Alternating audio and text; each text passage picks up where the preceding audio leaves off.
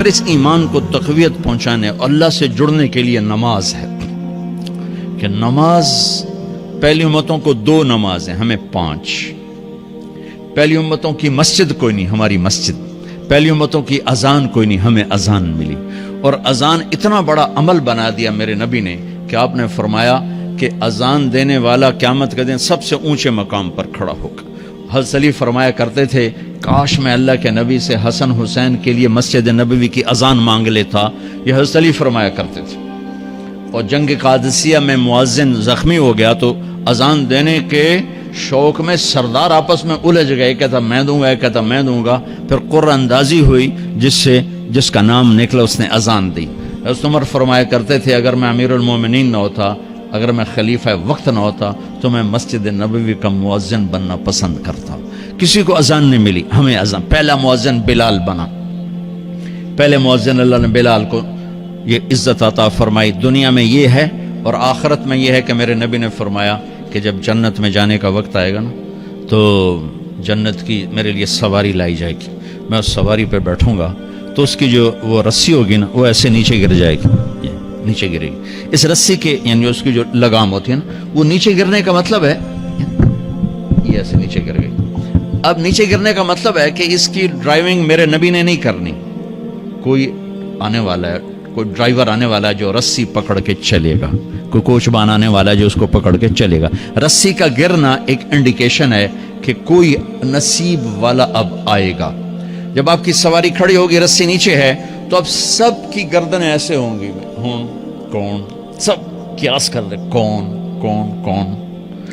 اللہ کی طرف سے اعلان ہوگا بلال کو بلایا جائے، بلال۔ تو بلال آپ کی سواری کی لگام پکڑیں گے اور آپ نے فرمایا کہ سب سے پہلے میں جنت میں جاؤں گا اور بلال میرے ساتھ ہوگا، میری سواری کی لگام پکڑے ہو جائے گا۔ تو ہمیں اذان ملی، کسی امت کو اذان نہیں ملی۔ ہمیں 5 نمازیں ملی، کسی امت کو نمازیں نہیں۔ 2 نمازیں، ایک فجر کی 2 رکعت، عصر کی 2 رکعت۔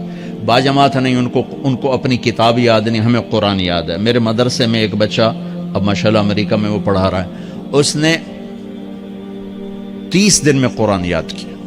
صبح یاد کرتا تھا، شام کو تراویح میں سناتا تھا۔ میرے مدرسے کا بچہ ہے، صبح بیٹھ کے مغرب تک پورا ہے سپارہ یاد کر کے اور عشاء کو تراویح میں سنا دیتا تھا۔ اللہ نے میں ایسا قرآن دے دیا کہ 1 مہینے میں بھی یاد ہو جاتا ہے۔ 3 دن میں بھی ایک بزرگ نے یاد کیا، 3 دن میں قرآن یاد کیا۔ اللہ نے ہمیں قرآن کی دولت عطا فرمائی، پڑھنے کے لیے 5 نمازیں عطا فرمائی، تہجد کی نماز عطا فرمائی، اوابین کی نماز دی، اشراق کی نماز دی، چاشت کی نماز دی۔ نماز کے کتنے دروازے کھول دیے۔ اور میرے نبی کی آخری نصیحت تھی میری امت نماز نہ چھوڑنا، نماز نہ چھوڑنا، نماز نہ چھوڑنا۔ اور اس 14 صدی میں کوئی موقع ہے نماز چھوڑنے کا تو وہ میرے نبی کے نواسے کی کربلا کا ہے کہ جب ظلم بھی انتہا پر تھا اور مظلوم بھی اپنی آخری حدوں پر تھا، اور کائنات نے نہ ایسا ظلم دیکھا، نہ ایسے مظلوم دیکھے، نہ ایسی پاکیزہ ہستیاں دیکھی، نہ ایسے درندے دیکھے۔ تو سورج ڈھلا، نماز کا وقت ہوا ہے تو آپ نے سبحان اللہ، آپ نے زہیر سے فرمایا کہ شمر سے کہو نماز پڑھنے دے، نماز پڑھنی ہے، امت کو پیغام دینا ہے کہ یہ کسی حال میں چھوڑنے کا کام نہیں ہے۔ تو انہوں نے آگے بڑھ کے شمر سے کہا نماز پڑھنے دو، انہوں نے کہا نہیں نماز نہیں پڑھنے دیں گے، ہماری تلوار چلے گی۔ انہوں نے واپس آ کر کہا جی وہ کہہ رہے ہیں ہم جنگ نہیں روکیں گے، تلوار چلے گی۔ تو پھر یہ نہیں فرمایا اچھا چلو ٹھیک سے لیو، فرمایا اچھا آدھے نماز پڑھو آدھے جنگ کرو۔ آدھوں نے نماز پڑھی، آدھوں نے جنگ کی۔ پھر انہوں نے جنگ کی اور پہلوں نے نماز پڑھی، اور عصر سے پہلے سب کے سر کٹ کے نیزوں پہ چڑھ گئے۔ یہ وہ ہستیاں ہیں جن کو میرے نبی نے کہا میری آنکھوں کی ٹھنڈک حسن حسین، میرے جگر کے ٹکڑے، میرے جنت کے پھول، پتہ نہیں کیا کیا تشبیہات دی ہیں میرے نبی نے۔ اب جنت کے نوجوانوں کے سردار حسن اور حسین، اور پھر نماز نہیں چھوڑی۔ ان کو جنت کی بشارت تو ماں کے دودھ پیتے مل گئی تھی، کربلا کی وجہ سے نہیں ملی سرداری ان کو، وہ تو ان کے سر کا صحرا ہے الگ۔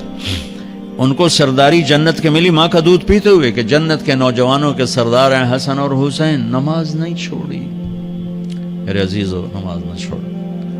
اللہ کا شکر ہے، میں آپ بچوں کو دیکھ کے مجھے اپنا کالج کا دور یاد آ رہا ہے۔ ہمارے دور میں ایک نعیم الدین صاحب گورنمنٹ کالج لاہور میں تبلیغ کا کام کرتے تھے، اور وہ اکیلے ہی نماز پڑھتے تھے، کوئی نمازی نہیں ہوتا تھا،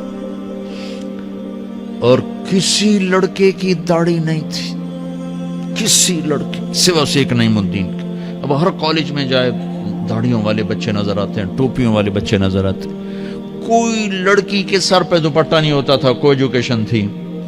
اب لمز جیسی یونیورسٹی میں بھی لڑکیاں پورے برقعے میں ہوتی ہیں، حجاب میں ہوتی ہیں، نقاب میں ہوتی ہیں۔